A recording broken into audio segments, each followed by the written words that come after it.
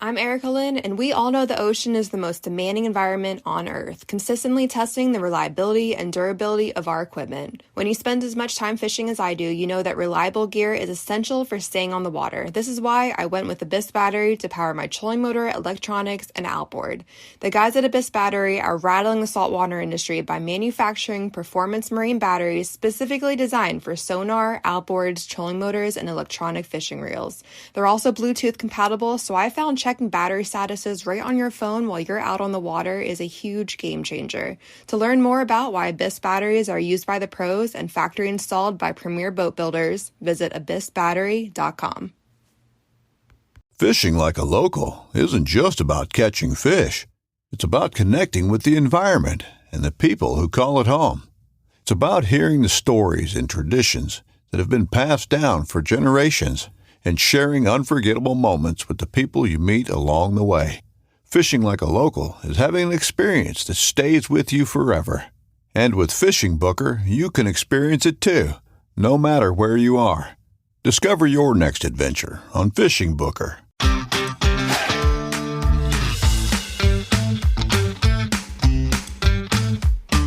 Hello and welcome to the Publicly Challenged Podcast. I'm your host, Luke Oswald, and I hope you join me on my quest for knowledge to become a better public land hunter, angler, and forager. Stick with this and who knows, maybe we will learn something together.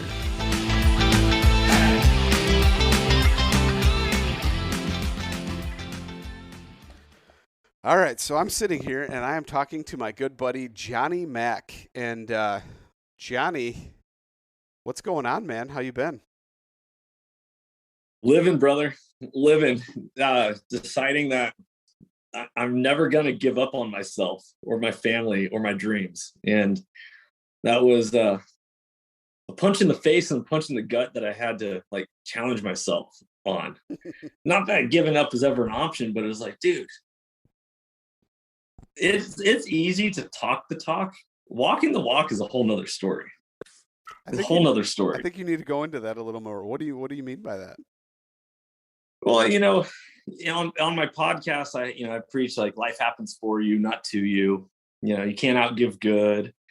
All this stuff, and I feel like the weight of the world has been beaten down on my family and myself lately, to the point where I don't even know what I'm going to do for a job next year. We're moving without even knowing what I'm doing. And it's like, okay, life is happening for us. It's not happening to us. We're not the result of what's going on in this world.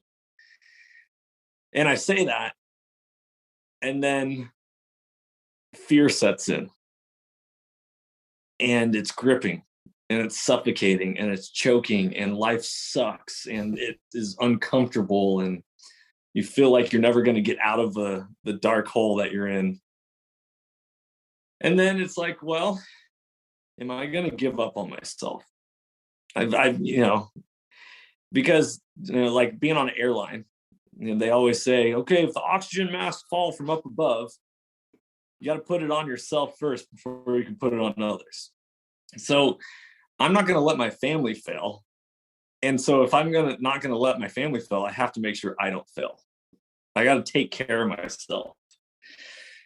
And yesterday I was on a treadmill last night, and I was like, I need to get some physical exercise because that always makes me feel better as a human being. And I got to the 25-minute mark of my run, and I was at an 8 on the treadmill and a 4 incline. And I'm a little fatter right now. I don't feel like I'm in my I don't feel like I'm in my ultra marathon shape that I was. What is that? I guess almost 2 years ago now, and here I am, like I got to 25 minutes and my chest started hurting, and I knew I was going like at a faster pace. And I'm like, all I want to do is slow it down, just slow it down. And I was like, no, I'm not giving up on myself. I'm tougher than this. I'm better than this. I'm grittier than this. I'm more determined than this. And I don't know if you actually saw my story on Soulful Hunter podcast page. I saw a sweaty story of you, but I couldn't hear it. My kids were running around all over the place. It was a madhouse, but But that was right after that. I hit the 4 mile mark at 30 minutes. And I then put it into the walk mode, and I was like, okay, I'm going to just share this. And we have more to give. You have more inside you than you know. We just quit all the time. We give up. We settle. We're whatever you want to call it. And I'm tired of that. Comfortable. I don't want that for my life. And if I'm going to raise warriors, if I'm going to raise my 3 young boys to be warriors, then I have to lead myself in that lifestyle and model it for them. So, it's a lot easier said than done, but it's very rewarding when you do it. And it's like, okay, that extra 5 minutes on the treadmill, that didn't seem like a lot, but it was a turning point in my life last night. And today is a new day. And like we were talking before we recorded, it's like, I don't know what I'm going to do.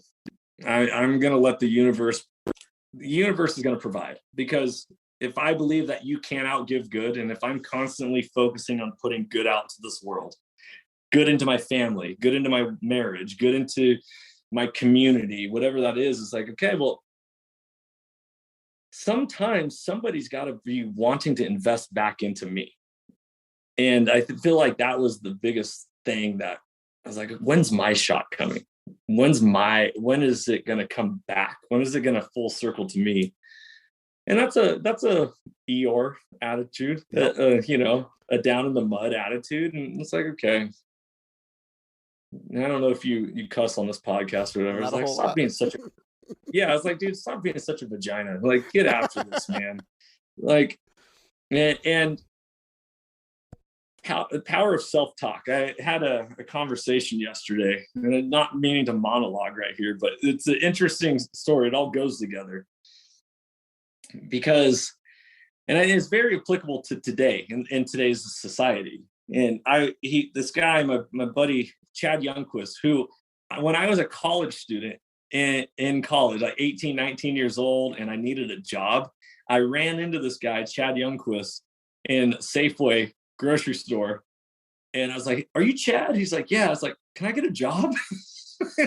He hired me in college for my job.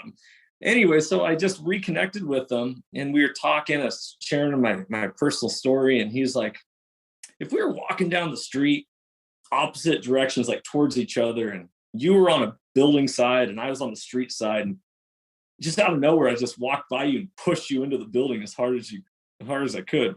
He's like, what would be your response? And I was like, well, I'm an analytical type of person, so my first response would be, why did you do that?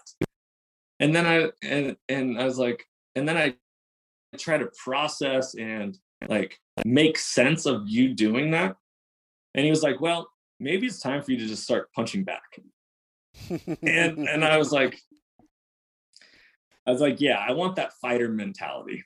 It's a choice, right? It's like, because I always say I'm not a reactionary person. I don't react, because I like to be calculated. But you also need to know your boundaries and what you're willing to put up with. And I'm tired of putting up with garbage anymore. Yeah. So whether it's politically, socially, relationally, it's like, know your worth. And I know my worth, and I'm going to go get it. I don't know how. I don't know. Yeah, I always say the how always takes care of itself. You got to know what you want. And I know what I want. And now I'm waiting for it to come as I continue to make progress, not sitting there in a chair. Don't sit there and wait for it to come, Johnny Mack. Here's where I can jump in and finally actually be the philosophical guy on the other side of the podcast here. But like you always say, life happens to you and it happens for you. It doesn't happen to you, it happens for you. But what you need to understand is you can't sit there and let it just happen to you. You have to make it happen. Go for it. Yep. Go out and do something in the world, and it'll come back to you. So I don't know if that made any sense or anything, but I think that's the lesson there. once again, not as philosophical. I'm not like Confucius, but nonetheless, I think if you go out there and just start trying to make something happen, something will grow of it. Well, Master Yoda, right? Yeah. You don't try to make anything happen. You just do. You Yeah, just do. Or Don't you think. do nothing. Just do. Yeah. Anyways, so leading into whatever we're going to be talking here, like hopefully a listener hears that and is like, okay, it's a reality check. It's the world wants us fat, soft, sloppy, lazy, apathetic. I want to be a warrior. I want that. I want to be a warrior poet. I want my children to be warrior poets. I want them to, be the warrior in the garden. Yeah. Yes. Yeah. What I want. And so it also takes me understanding what that means. And here we go. Welcome to the show, folks. So, yeah, I don't know, man. Like, Go ahead. No, I was going to say, like you were saying, you still got to take action. So I am taking action. Like, I'm giving a seminar this next week on bear hunting 101 at the Western Hunting and Conservation Expo in Salt Lake City. I'm not getting paid for it. I'm not, it's costing me money out of my own pocket to go share what I know with people that I don't know. Yet what I do know is that you can't outgive good, and somehow, some way, something's going to come out of these things. And I am taking action to continually grow and build. Yet I do need return on my investment at some point. I'll tell you that. Speaking of return of investment, my wife says I cannot go to Salt Lake City, so I will not be out there. I had plans to try and go, but also you have to put your family first, and especially I've got some work commitments coming up that is going to take away a lot of time from family here, so I'm going to have to choose my time wisely and spend more time with my family before these other obligations come up. So I will not be out there. I will not get to see your presentation, which would be pretty cool, and sit down and talk with some of my other friends out there and actually meet some of my other friends in person and all that good stuff. Probably not going to happen this year. Actually, I know it's not going to happen. But with that being said, there's always next year. And who knows? Like you said, life happens for you. And when it happens for you, sometimes you end up with those meeting people in other places and doing other stuff anyway. So, yeah. So I'm not going out there, and I am a little sad about that. But what else am I going to be missing out there? What other kind of cool stuff? I'll tell you this. Have you ever been to a hunting expo? Yeah. Well, you went to ATA. Yeah. Your very first time at ATA, and I've never been there. I would have actually been at ATA to collect a trophy last year if it would have been happening, because I took third place in the Badlands Film Festival, which always happens at ATA. So that was a disappointment. It was virtual, but I love conventions. Oh. I think, dude, the energy, I'm a people person. And so I'll be like, oh, dude, I know you or I think I know you. I've seen you. I follow you or whatever. And there's just, you're not a consumer, or at least I'm not a consumer, an end user. When I go to these expos, I'm a participant, kind of like hunting. Like, you're not an observer of nature, you're a participant in nature. And when you're a participant, it makes it so much more fun. Watching birds is cool, but only so cool when you get to interact with the birds and interact with animals, and you put hands on them. Like, that's transformative. And so when I go to these hunt expos, I'm like, oh yeah, let's go. I'm in my element right here. It's like the politician, that's maybe a horrible term, like shaking hands and kissing babies. Like, you get to You do a You lot of know, interfacing. I will say though, for me, it was almost overwhelming. The amount of yeah. stuff going on, the amount of interactions. Like, I'm a person, I need more solitary time in the woods than I need social interaction. Like, I could go probably, no joke, months without and be just fine. But, but at the same time, you know, obviously I could sit down, I could have a conversation, I could talk to people as you and I have done for Lord knows how long before we even push the record button. But Right. nonetheless, it felt almost overwhelming for real. Like, just so much going on, so much interactions.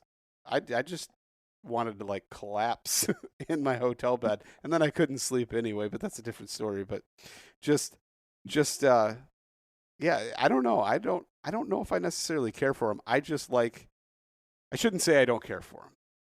I don't like I like the interaction. I don't like the overwhelmingness of how many interactions are there all at once in 2 days or 3 days. It's insane. It's Yeah, insane amount. I'll say, man, I really dialed in my elevator pitch very fast. Like, you know, because you want, I want to share my story. Everyone has a story. Everybody's story is important, is powerful in its own right. And when you share your story, it's inspiring. The vulnerability, to be vulnerable with somebody and to share your experiences. Like, I was afraid to be in the woods. I do not like hunting alone by myself. I'm good with it now, but I didn't like it. And I was, when, you know, I think we talked about this when I was on your podcast last time, but like, I was afraid to go bear hunting, even though I wanted to go bear hunting. I was like laying in my tent, is like, man, I hope bears don't come into camp tonight. It's like, wait, no, that would be perfect, because That's then we what can I knock want. the tag very easily. Yeah. You know, and so when you have an opportunity to connect with people that are like-minded, that you're in the same arena, right? The man in the arena. It's you know, it's not the critics who count. It's about the person who's actually in the arena. You know, whether you fail or you don't, or you know, marred with blood, sweat, and tears. You know, it's that you valiantly strived. That, for me, being a podcast host and being someone who's created content and all that, that's my arena. And I'm like, you know, you may not know me. I may not have a huge following. Maybe I do, maybe I don't by certain standards. But my story is powerful. And let me tell you about it. And what is your story while we're at it? Like, it's not just about me. I want that sounded very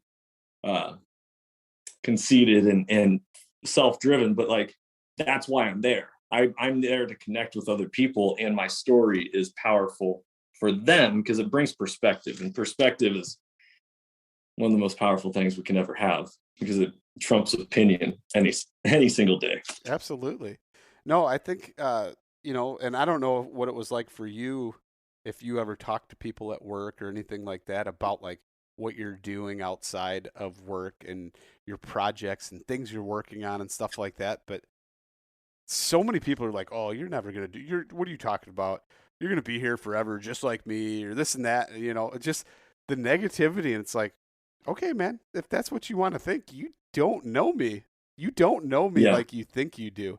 I mean, what did you Yeah. ever experience like that? Was it the kind of like the same, you know, people not understanding or doubting you or anything like that? Well, that's a very interesting question, and I'm gonna have to unpack this a little bit, because that is my story. My story is, I was living a life that was not the life I wanted to live. I was supposed to be the head football coach in my local community because my father was the head football coach and I was his legacy. And, you know, here comes another Coach Mack and we're going to do this. And, you know, I was my father's mini me, not on purpose, but like subconsciously, I somehow like, I taught at the exact same building he taught at, that I grew up in as a student. I coach the same teams as him. All this stuff. And so my coworkers don't know Johnny Mack today. They think they know who I am because of what I was when I was in my 20s, early 20s, like fresh out of college. Yeah, I'm going to try teaching out because I don't know, why not? And I think I like coaching. I think I like this. And I do love coaching. But when I found hunting and I pursued that, that's when my life was transformed. And I'm not the same person today as I was then. And so I still continue to stay in that career, and those coworkers look at me like I am an absolute weirdo. They don't understand me. Like, if, oh, you have a podcast? Weird. Oh, you were on the cover of a magazine? Weird. I didn't know you write. You're just, the word just, right? You're just a PE teacher. You're just this. You're just that. It's like, no, man, I'm a powerful, inspiring, loving leader. And I'm a creator, and I get to create wherever I go. And I'm expanding outside of, I feel like the job is restrictive. You got to do this, you got to do that. Even though you can be creative in your job, it was restrictive. I need no boundaries. Yeah. I need to color outside the lines. And that's what hunting was for me. It's like, that's the difference between backpacking and hunting. Backpacking is like, leave no trace, stay on the trail, don't trample off the trail, only observe, only, look at it, admire it from a distance. And hunting is like, okay, I got to get to that ridge. I have to you got to get in it. You got to immerse yourself in it. And that is the transformative power that hunting provides. It gets you out of your comfort zone and allows you to really dig deep into who you are and expand on that. And I think in the modern day world of society as we know it, everybody is like a bunch of drones. Like, it's like the Lego movie. You're a father of young kids. You know the Lego movie? Like, everything is awesome. Yeah. Thank the Lord my kids haven't actually watched that movie. But okay, well, then you do not get the reference at all. But I do know it. I do know the reference, yeah. When you work as a team, blah, blah, blah. But anyway. Yeah. It's like you have to fit in a certain way. You have to look a certain way. You have to think a certain way. You have to speak a certain way. And that's not me. Yep. And that's not society if they would embrace it. No, they want you to be just like them, or else you're different. And that's scary to them because they want to be numb. They want to be comfortable within their role. And somebody challenging that and going outside of the box no longer fits that profile, and it makes them uncomfortable. And being uncomfortable is not cool. So I'm anti that. I bucked that system as well. And I think that's why you and I vibe so well, and we could sit here and talk forever, because we both feel that way. And I don't let my job define who I am. A lot of people do. Oh, I'm a this or I'm a that. I'm not that. I want to know everything that I can possibly learn. I want to evolve myself into something that when somebody sees me, they see a former shell of who I was, and I'm enlightening everybody along the way because I'm sharing everything I'm learning. And that's what I want to be. I want to be better than just my former self. Yeah, totally. For me in my job, and this is, but you're an educator. Very interesting. So. It's very interesting what you asked because this builds into it. I was raised a scared little boy. Like the person inside me is a traumatized, scared little boy that is afraid and afraid of repercussions, because the household that I was raised in was unpredictable and was crazy. And if I didn't act and be a certain way, I didn't know what I was going to get. And so I had this ingrained in me that if I don't act, be, or do a certain way in my job, then I'm going to have failure. I'm not going to succeed. And so for the longest time, this goes back to like the coworker thing, is my coworkers only knew me as the person that wouldn't speak up. And that goes back to the story on the sidewalk, right? About, about fighting back. Is I have all these thoughts, these ideas, these values, these pertinent, powerful concepts that I'd never share because I was afraid. And so I set myself up in this position of, okay, this is how I am. And I've allowed other people to take power over me because of that. And so by the time I actually found my voice, I'm like, dude, I don't know if I really want to. Not being afraid. I don't know if I want to put effort into fighting against what they think I am versus what I know I am. and as weird as that sounds, I actually took a virtual teaching job this year. And so I'm teaching from home instead of being in building. And one of the things that I said to myself was, no, you're reinventing yourself to be authentic once again. You're not going to be the scared little boy, and you're going to be the man that you're meant to be. And so now I just speak up in meetings, telling my principal. I told my principal, I was like, this is before my observation meeting. I was like, dude, public education is indoctrination. That's what I believe. I go, it is a bunch of crap, and just like let my principal have it. And you know what my principal said? I agree. I was like, See? What? Yeah, but that's the worst part is most of them go along with something because they don't want to speak out. They don't want to be uncomfortable or put themselves in that situation. And that's scary. That's a scary thought to think that there's that many people out there that could potentially be with you, but they don't want to buck the system. They don't want to go against what they think is the norm, thus allowing things to become the norm. That's messed up. That is a scary place to be in time and in society. Like, that is not where you want to be. That is no. And so the interesting thing is, once my principal realized who she was dealing with, all of a sudden she was like, oh man. And we stopped even talking about like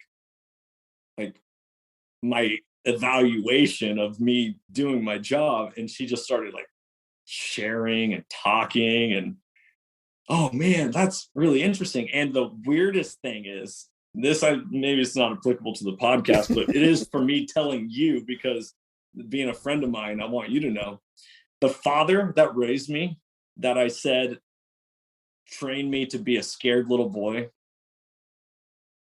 I don't speak to anymore. I don't have a relationship with my father.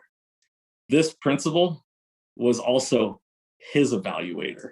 And she knew his story of me not having a relationship with him anymore, but only from his perspective, which I didn't know this until I just straight told her how I feel about things. And then the guards got dropped, and people became real. And she learned me for who I am, not some story that she heard. And I feel like that is, in a nutshell, hunting. Right? Let's bring it back to the hunting realm. Is everyone thinks they know what hunting is, or they think they know what self-provider life is, or all of that, but they don't, unless they've gone through it and experienced it. And that's where my platform of transformation through primal adventure comes in, is because it is all about the experience, the perspective, because a story only gets you so far, but it only leads you to an opinion. The minute that people actually give hunting a chance, the minute that people actually put themselves out there and be vulnerable enough to have a discussion, and not just like, oh, I don't like you, I'm blocking you or unfriending you or whatever. The minute that they lower their guard and say, okay, I'm humble enough to try this to see if I'm wrong, they're gonna fall in love with it. And then they're gonna be like, oh, wow, this is actually really fascinating, really phenomenal. okay, I'm going to vote for pro hunting bills now, or I'm going to speak up in pro hunting legislation or different things. And that is how we turn the tide of the view in the hunting world, one person at a time.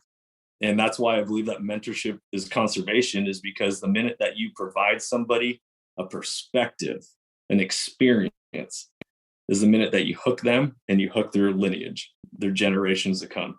Yeah, I totally agree with that. I think what's funny though is like you have so many people that are hesitant or not willing to just experience something. They don't want to try and experience something. And that to me doesn't make sense. I'm always willing to look at somebody else's perspective. I may not agree with it even going into it. Sometimes my outcome and my mind may be changed. After years of fine print contracts and getting ripped off by overpriced wireless providers, if we've learned anything, it's that there's always a catch. So when I heard that Mint Mobile wireless plans are $15 a month when you purchase a 3-month plan, I thought, what's the catch? But after talking to them, it all made sense. There isn't one. Mint Mobile's secret sauce is that they sell wireless service online. They cut out the cost of retail stores and pass those sweet savings directly to you. To get this new customer offer and your new 3-month unlimited wireless plan for just $15 a month, go to mintmobile.com/waypoint. That's mintmobile.com/waypoint.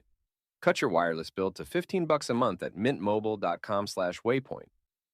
Additional taxes, fees, and restrictions apply. See Mint Mobile for details. But at least I'm willing to hear it. I'm willing to sit down. Mhm. And it seems like so many people these days they don't even want to hear it.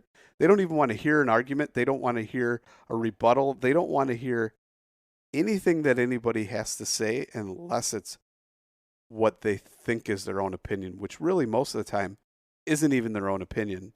It's something It's they just just something. sat there to agree with, like we were saying earlier. Yeah. And that's scary. Once again, that's a scary thing. And then I'm not trying to be the scared little boy here, but I'm just saying, like, people need to wake up. They need to have that opportunity to where, like you said, you didn't care anymore. You wanted to put what you felt out there, whether or not somebody agreed with it anymore. That's where I'm at most of the time in my life. That's what I'm doing anymore, because it just, to me, it doesn't matter. If a relationship is going to get severed because somebody doesn't want to hear what I have to say, then what did I want to be around them in the first place for if they never truly acknowledged me? You know, Correct. that's just, it's, yeah, that's crazy, man. You know, the Bible talks about not casting your pearls to swine, right? And not calling people pigs. But the concept is like, know your worth, know your value.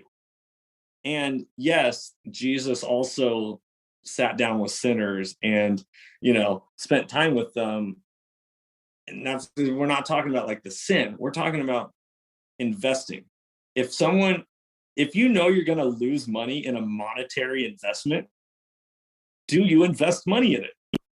No, because it doesn't make sense. Why would you put money into something you know you're not going to like even retain the exact same value, right? Wait a minute, you mean like podcasting?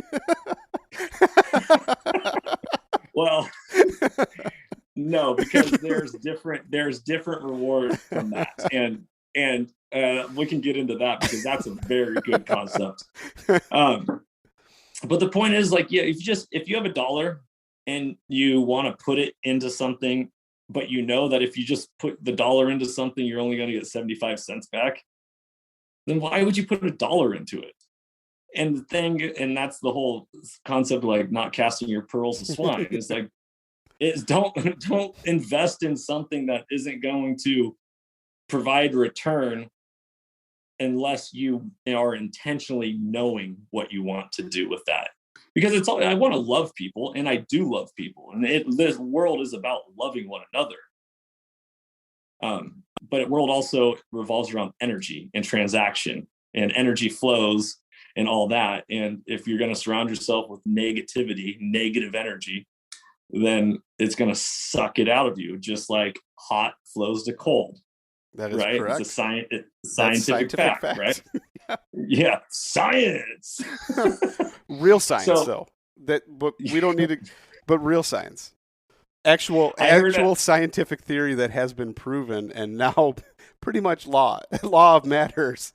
But I watched a video on YouTube, and dude, this was like revelational to me. It was this weird video, and that's a whole nother topic. We're not even going to go there for right now. But the video stopped, and it was a black screen, and all of a sudden, in big bold letters, it said "science," and then right away it cut it away, and it went "silence," and it went "science, silence, silence, science," and I was like, "Oh man!" And people nowadays love to use, and I'm holding up air quotes, everybody, science to silence people. Yeah. And I was like, wow, powerful. That's like a jab right there. A bunch of jabs, and then they hook you. That's kind of, yeah, that's pretty good. So we're not going to go into that video, but let's take a pivot. Let's take a pivot from the negative people and the negative energy, and let's transition that into something positive here. Let's talk. Yeah. Let's talk about hunting. I kind of want to talk about your plans for the future of hunting. Is anything solidified at this point that you can like talk about, or anything like that, to where you're excited about it? Yeah. Absolutely. I am coming off of a year of hunting that was one of the biggest disappointments and frustrations in my hunting career once I knew how to hunt. I went from the year prior filling all my tags, 2 bear tags, a deer tag, an elk tag, turkey tags, to I didn't notch a single tag this year.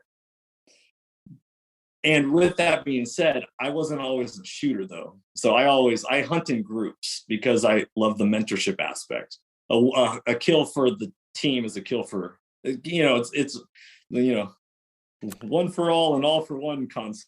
Although it doesn't fill the freezer, Johnny. I know. I agree. And so I tried spring turkey hunting for the very first time this last year. Very first time.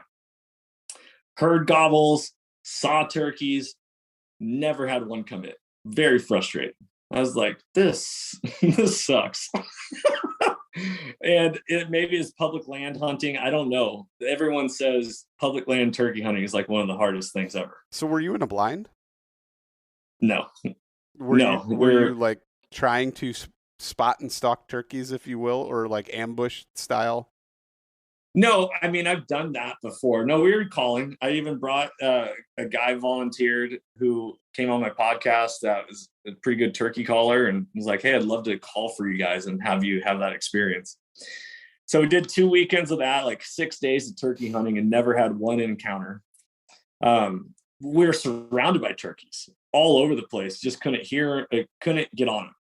And then fall bear comes around, and we had a couple shoot and misses on bears. I didn't actually shoot, but being there and seeing them. Elk season came around, and I was holding a camera rather than a bow, and we have a shot and a miss on a bull elk. And then mule deer season came around, and I wasn't holding the camera, and the only deer that we saw that was legal was questionably legal. and it's going to be interesting because I'm going to release this episode on Carbon TV here this coming summer. The difference between life and death is less than a half an inch. And it's weird to like put that into perspective, but I'm a meat hunter, which most hunters are meat hunters. But the concept is like knowing that I didn't have any meat in my freezer. I was in a meat crisis. And you can't see my finger, all the listeners, but like that was the difference between what is a legal deer to shoot or not legal. So it's a 3-point minimum, and it had a tiny fork that has to be an inch long. And I knew it was an inch long, but I wasn't willing to risk my hunting license and jail and time have it on film. And have it on film. And so, like, I spotted it ironically off a road. And as we parked, it's dumping rain. I got the spotter out. We're like, is that legal? No. Is it legal? Waiting for us to turn its head, all this stuff. Other people drove by and we'd flag down people and be like, can you look at this deer? Is this a shooter? Is this legal? Every single person we asked was like, that's a legal deer. And I was like, I just don't feel comfortable doing that. And so got a lot of footage of it. We got pictures. I get back into cell service range. I have a buddy that works for the Department of Fish and Wildlife here in the state of Washington. Send it to him. I go, is this a legal deer? And he's like, that's a legal deer. And I'm like, doggone it. And so that was a close encounter once again. And that was just kind of how the season went. Always raining, always foggy, always smoky. Like every season, I had a hunt canceled because of a crazy snowstorm. It was just a wild year. And so, what's in the future? Number one, I'm going to go spring bear hunting in Idaho. My very first time hunting out of state this year. The month of May, we're going to Idaho with initial ascent backpacks. And we're going to go chase spring bears, which is bear hunting is my jam. I love it. And then we'll see what happens. Who knows? I know that I'll always pursue August bears in Washington. And then after that, man, whatever the good Lord provides, I'm going to be happy to take whatever I can.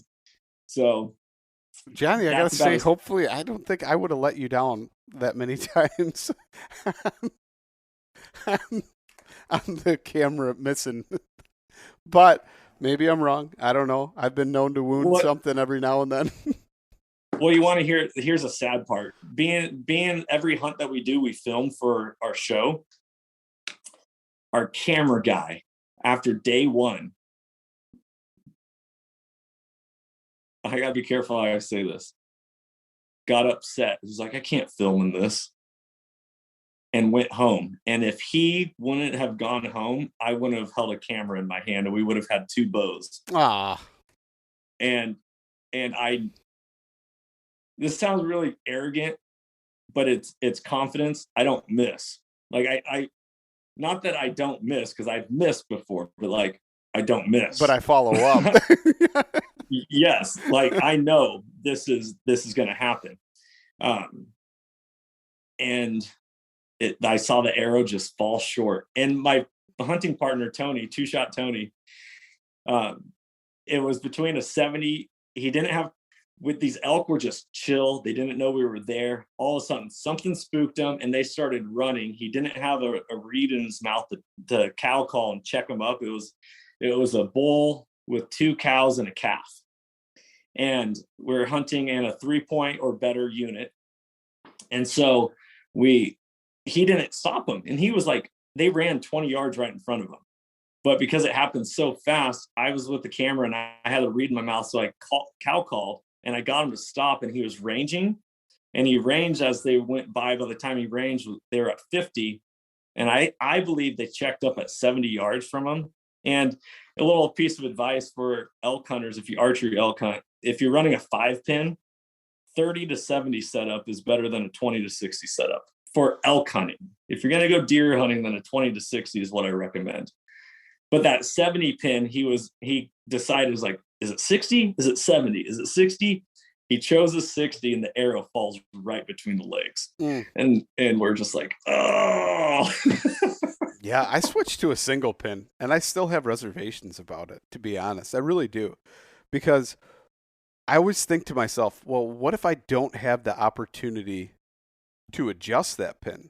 Now, if I'm in a tree and I'm stationary and that deer is coming past me, I mean, I can range and know, hey, that deer is going to be anywhere between 15 and 25 yards, and I can just set my pin at like 23 and a half yards. And whether it be 20 or 30, I'm going to be pretty close, an inch higher, an inch low. And that's fair enough. But I've always contemplated that and thought in my head, like, what if, what if I have to on the fly adjust it real quick? What if it's a buck of a lifetime and I see him out there and he's walking and I can't get him to stop, but I know I can put one in there, snake one in there, but how do I adjust it and him not see me adjusting it or whatever? I've always had that in my head, and I don't know. I still have reservations about it. I almost want two bows set up. One with another one and one with whatever. But at the same time, then what are you going to do? You can have both bows with you? Well, I mean, it's a great question because, you got that whitetail mentality, right? The hardwoods and tree stand and all that. For the Western hunter, did I cut out right there? Yeah, you're good. I got a phone call. Sorry. For the Western hunter, you got to 5 pins can get very convoluted. Yeah. Like you forget what pin am I looking at? What pin, especially if you get target panic and all that. But if you have specifically for elk, a 5 pin, that's a 30 to 70 setup. I also know that the top of my bubble, because I shoot a spot hog sight, the top of my bubble is 85. So I'm good inside 30 because I'm going to hold my 30 pin on an elk inside of that all the way out to 85 yards. I know my distances. And so I feel like, okay, well, anything, I can smoke anything at this distance, which actually happened on episode 8 of Soul Seekers on Carbon TV. I never ranged my elk that I shot at 70 yards. And if I didn't have a 70 pin, I would have missed. But I stepped out knowing that they were there, not knowing that where they were. And all of a sudden I was like, oh crap, it's a lot further away than I expected. And so knowing my distance, I just I put the 70 pin on it and stuck it right in the sweet spot. And I was like, yeah. But if I only did a 20 to 60, or if I had an adjusting pin, I wouldn't have killed that elk. Yeah. So. And I've always, and not just from like the whitetail mentality, because, I do like the Western stuff, but it's like so many guys use them. There's a lot of guys that use a single pin out West too, but I just don't know how you would adjust it for that, that interaction like that. And that's almost maybe you set it up to where you've got a 3 pin that's got a slider or something. I don't know. That's what a lot of people do. That 5th pin will be the slider, or a 3 pin slider, or something like that. Yeah. So you always have at least something that's constant. I know a lot of people though, like even out West, that use a single pin, but they just, I guess you just adjust it as your shot caller. If your hunting partner has, a rangefinder, he's ranging it for you and doing it. I don't know what they do. Yeah. I don't know. Some people are Chevy people. Some people are Ford. Some people are Dodge. They all do the job. It's just a matter of how efficient and proficient you are with your weapon, with your tool. Yeah. So who knows? Maybe I'll just switch to a longbow and then I don't have to worry about any of that. Dude, and then you'd be savage. I'll just be hitting. I know. Dude, I used to shoot the longbow all the time. I used to love that thing. But then I just didn't feel confident with it anymore. I really didn't. Like, I just knew I didn't put the time in, and I wounded one, and it messed with my head a little bit.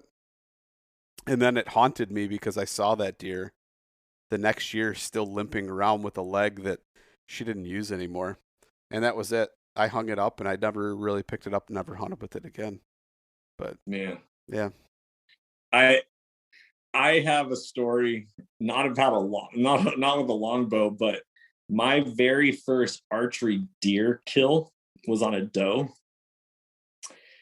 that I gut shot. And I almost quit. I almost quit archery hunting. I was like, I'm done. If that's what I'm going to do to animals, I don't deserve to be using this weapon, this tool. I was able to find it and put a kill shot in it. Like, thank God. That was like the redeeming factor of it, is I ended up taking that animal. But to see an animal get gut shot and then walk away and you can't really do anything about it, because I didn't want to. I was hunting private property at the time, and so I didn't want to spook it off of the parcel into a place that I couldn't get access Yeah. to. And so I had to, I knew that I had an arrow in it, and I kind of had to just let it have its peace and follow and kind of watch it, see what it would do, because it got out of range in which I could shoot it right away. And dude, I've never felt worse in my stomach than that. I was like, I'm not a creature of shame. So I'm not going to say I was ashamed. I did not feel good about myself. It's remorse. Yeah. It was total remorse. You made a decision to take its life, and then you didn't take its life. And that was up to you. That was on you. Whether you knew that human error was going to happen or not, it did. Subconsciously, it affected you, and it affected you in your present state, which, like, I've had animals that I've actually lost. I've lost 2 animals. That is the worst feeling to me ever. It messed me up. And one of them wasn't that long ago. It was like 2 years ago. And my buddy's like, there's nothing we can do any further. We couldn't take a tracking dog. We couldn't do anything other than look for that animal and give it the justice that it deserved. But after we gave it that, he's like, look, man, you're not going to find that. Just, you need to go back out tomorrow, go hunting, finish out the season, and hopefully finish it out strong, which I did. And I made sure that every other animal, I had to make sure that I made a good shot on it after that point. But it's tough. It's a hard thing to swallow, because here you are, you think you're this apex predator, this killer, and then you do something like that. Now, chances are it might die or it might live. You don't know, depending on the shot. I have, and I'm not proud of it, but it's happened, gut shot an animal and then found it the next day without putting another shot in it. But then again, you want to better yourself knowing that you did that and cause that pain to that animal, because as hunters, we're not, I mean, maybe there's some psychopaths out there that are just these ruthless things that want to watch things bleed and die as miserable as possible, but that's not the nature of your average hunter. Your average hunter loves that animal, wants to be intimate with it, but ultimately takes its life to eat it. But at the same time, we love them. We love watching 20 deer in a field and just sit there and glass them all day. I break for deer. It's not like I'm speeding up to kill deer. I break for deer. There you go, dude. You just came up with a bumper sticker for publicly challenged. I break for deer. So, it's not like I'm trying to just kill all these animals. I'm killing them, but it's a conscious and a conservation aspect mindset with going into it knowing I'm going to get the end result of meat. But it's a tough thing sometimes when you do that. And I mean, if you don't grow from it or learn from it, then that's your mistake. That's on you. Well, so this is a great conversation. So my 70-yard shot on the elk, without ranging it, a lot of people look at me like, that may be unethical. Yeah, I disagree, because how I practice it, knowing that I gut shot that deer, my archery habits have completely changed. And leading into that hunt, I was practicing my 85-yard shots at the top of my bubble. I want to be prepared. Wargaming. You ever heard of wargaming? Like the concept of, the art of war, Sun Tzu. Yeah. You got to know your moves and counter moves and know what's going to happen if this happens and all that.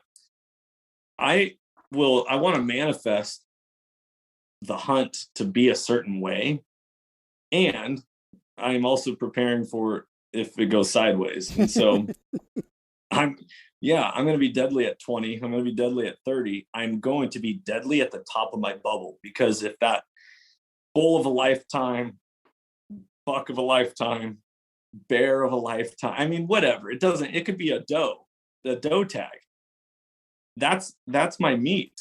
That's feeding my family. And so I owe it to myself. I owe it to the animal. I owe it to this universe that we live in that's all connected to do my part. And so, No, just like, shooting a rifle, you don't just shoot it at 100 yards and go smoke something that 650, 850, like just start, what is that? What is that commercial? The Good Enough commercial. That's good enough. I don't know if I've ever seen that. I don't even know what it is, but the point is like, you can't do things and say, it's good enough. You have to master your craft and take ownership of it. You don't parent, you don't, if you are in a relationship with a girl, a wife, whatever, like, it's good enough. Oh, my parenting for my children, that's good enough. You're evaluated by your boss at work. Hey, I see what you're doing. Yeah, that's good enough.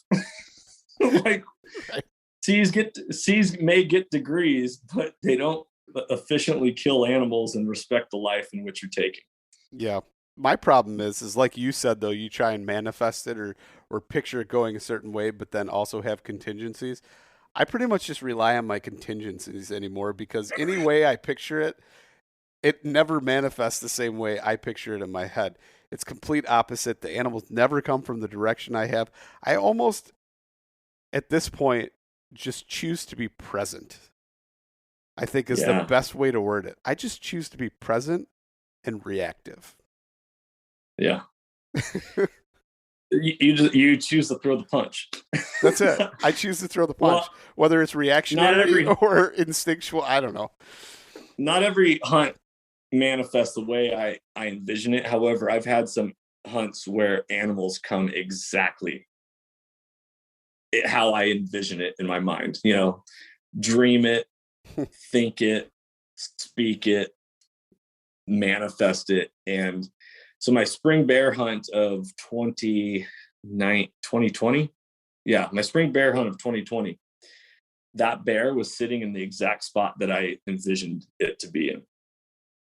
And the only difference about how it went down is my manifestation was that I was going to shoot it with a bow and come downhill on the bear, which I could have done. The wind was perfect. It was below where I was going to come down on it.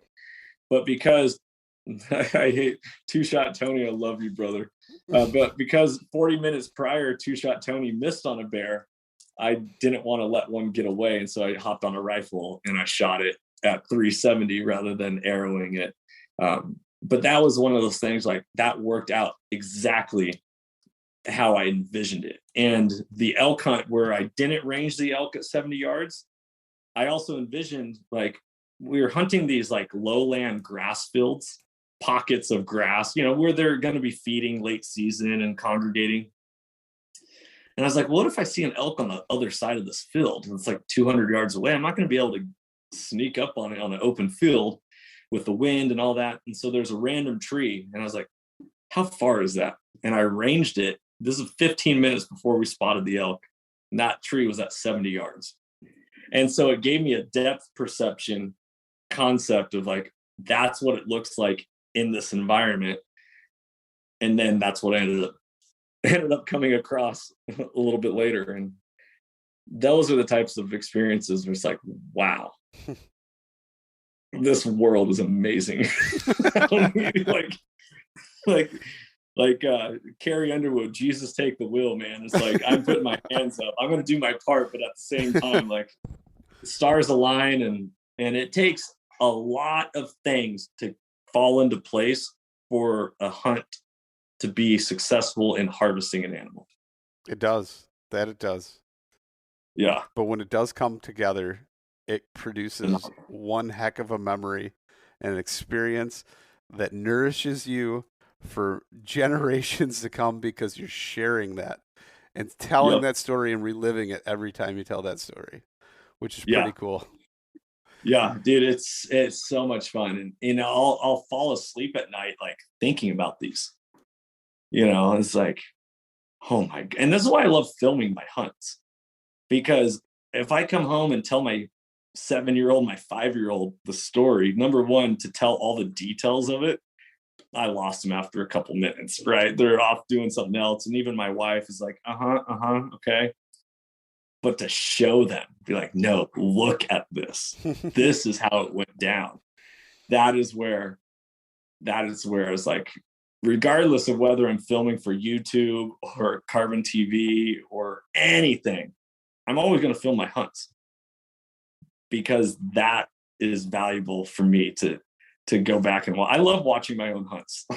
It's like, I don't know if musicians listen to their own music. I love watching my own hunts. I'm like, that is freaking awesome. That's why we have taxidermy, right? It's why I, have my Pope and Young 6x6 bull mounted on my wall, because I get to look at it and relive it and just like, holy smokes, man, God is good. This world is good. And it's incredible. Like, words, it's speechless. Words do not describe how awesome it is when it all comes together. Absolutely. Johnny, I think that is a good jump off point here, because it is absolutely wonderful when things just come together. And it's good catching up with you and talking to you. And before we jump off, where can everybody find you, watch all your cool content, and interact with you? Yeah, absolutely. Thank you, Lucas. Carbon TV, it's an app. You can download it on your phone. You can go to carbontv.com. You can download it on Apple TV, Roku, Fire Stick, all that. And it is free, just like a Netflix app, but it doesn't cost you a dime. You can watch all the hunting content that you want. My show is called Soul Seekers, as we believe and preach mentorship as conservation. So it's either, it's an adventure of us hunting, taking new people, or us learning and doing new experiences. But it's fun content. We have season 1. We're about to release season 2, May 1st on Carbon TV. And then you can follow me at Soulful Hunter Podcast on all podcast platforms, but either Soulful Hunter Podcast on Instagram, Facebook, or Washington Backcountry on Instagram, Facebook, and even Twitter. I like to tweet every now and then. I got rid of toxic Twitter, as I call it, because all it did is make me angry, and then I would type things and go, I probably shouldn't have said that. So I like looking at pretty pictures instead. There you go. So and then last thing is, if you're looking for some different hunting content to read, you can go to my website at wabackcountry.com or soulfulhunter.com. There's some hunting 101 articles and some interesting reads for all you new hunters and even veterans out there. Good stories and interviews and stuff like that. So, Lucas, thanks for having me on. Awesome, man. Thank you, Johnny. You're a stud.